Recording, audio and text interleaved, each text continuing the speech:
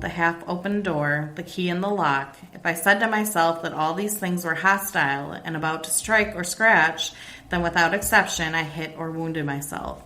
The only easy way to move around the house, the garden, or the beach was by not thinking about it all, or thinking as little as possible. Then I moved between obstacles the way they say bats do. Otherwise, what the loss of my eyes had not accomplished was brought about by fear. It made me blind. More than anything, fear blinds us, and only stepping without hesitation into the next inch of the unknown can we build confidence in the life we are about to live. Thank you. I always love a good reading about fear. Yes.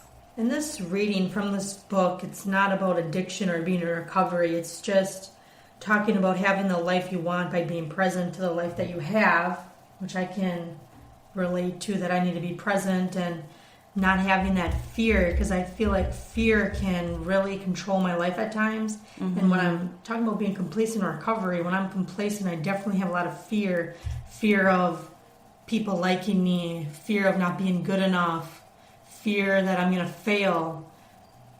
Being in recovery, I took a chance and walked into that fear and look at my life now. So if I can just use that to anything that I'm going through or have fear of, I'm going to be okay.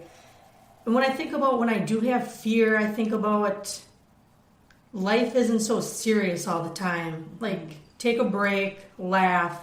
It's not a big deal. You're the only one who thinks it's a big deal. And I'm blowing it out of proportion in my head anyways. So yeah, that was a really good reading. And I think about fear of failure too, because that one's huge for me, and how sometimes I won't even try certain things because I'm so afraid to fail, which is interesting because I've seen failure before, right? Like, I've lived failure, and if I fail, all I have to do is get up and do it a different way or try again. It's not as scary as I make it out to be in my mind. But it's still like a constant for me, that fear, and I have to work on it all the time. Me too. Daily. I have to really work on fear every day.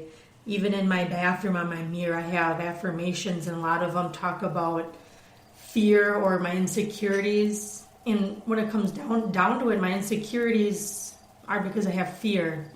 So I need to be reminded and continue to work on myself and being in recovery. It's always a constant battle. I can either let fear control my life, or I can learn to let go. Yes. Okay, and then I have a joke. So this will be the joke of the day. So we'll kind of end the podcast with this. It's a drunk walks into a bar, sits down, and demands a drink. "Get out," says the bartender. "I don't serve drunks here." The drunk staggers out the front door, only to come back in through the side door. He sits at the bar, bangs his fists, and demands a drink. "I just told you to get out, didn't I? Now leave." The drunk gets off his stool, stumbles out the side door, and comes back inside through the back door. Once again, he sits at the bar and loudly asks for a drink. The bartender, now glowing mad, looks at the drunk and yells, "I told you no drunks allowed. Now get out." The drunk looks at the bartender and slurs, "How many bars do you work at anyway?" That's a good one. I know, I really like that one. It's a shining example of probably what I was like. Yeah, that's kind of why I picked the joke. Thanks. You Related you to get you. me, girl. See, she just gets me. Yep. That's why I had you on the podcast today. Well, thanks so much for having me. Thank you for being here, Vanessa. I truly appreciate it, and I'm very grateful that you were able to share your story. It's not easy to share your story and be vulnerable like that, but I'm sure everyone is super grateful and happy to hear it. So thank you. Thank you. Thanks for listening to Recovery Talk. Again, my name is Holly, and that was Vanessa. As Joe Dirt says, keep on keeping on.